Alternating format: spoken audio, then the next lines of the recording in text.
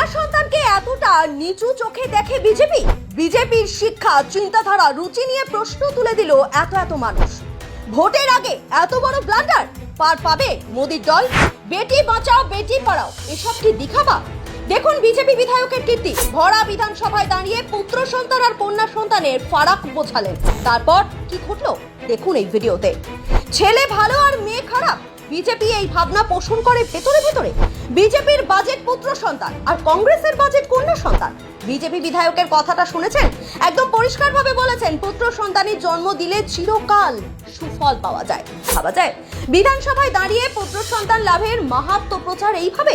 বিতর্কের কেন্দ্রে বিজেপি বিধায়ক বাহাদুর সিংহ কোহলি। রাজস্থান বিধানসভায় বাজেট অধিবেশন চলাকালীন এই মন্তব্য করেছেন বিজেপির এই এমএলএ।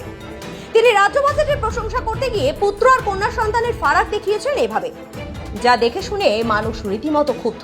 সোশ্যাল মিডিয়ায় চলছে বিরোধিতা। কেউ বলছেন সামগ্রিক চিন্তাভাবনা কতটা নিচু স্তরের এটা তারই নমুনা। আবার কেউ লিখেছেন তাহলে বেটি বাঁচাও বেটি পড়াও স্লোগানটা কিসের জন্য রয়েছে।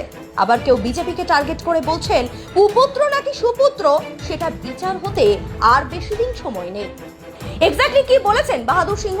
আমাদের প্রথম বাজেটকে প্রশংসায় ভরিয়ে দিয়েছিল গোটা রাজস্থান। দ্বিতীয় বাজেটকেও সকলে স্বাগত জানান।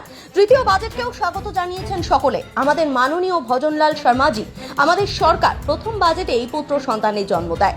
দ্বিতীয় এবং তৃতীয় বাজেটেও পুত্র সন্তানের জন্ম দিয়েছে। যৌবনকালে পুত্র সন্তানের জন্ম দিলে চিরকাল তার সুফল পাওয়া যায় না।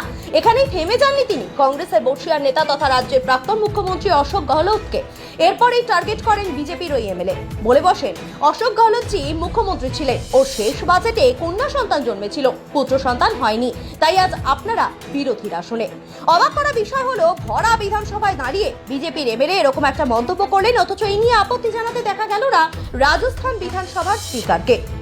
কিন্তু কংগ্রেস বিধায়করা চুপ থাকেননি, এই মন্তব্যের তীব্র প্রতিবাদ জানিয়েছেন।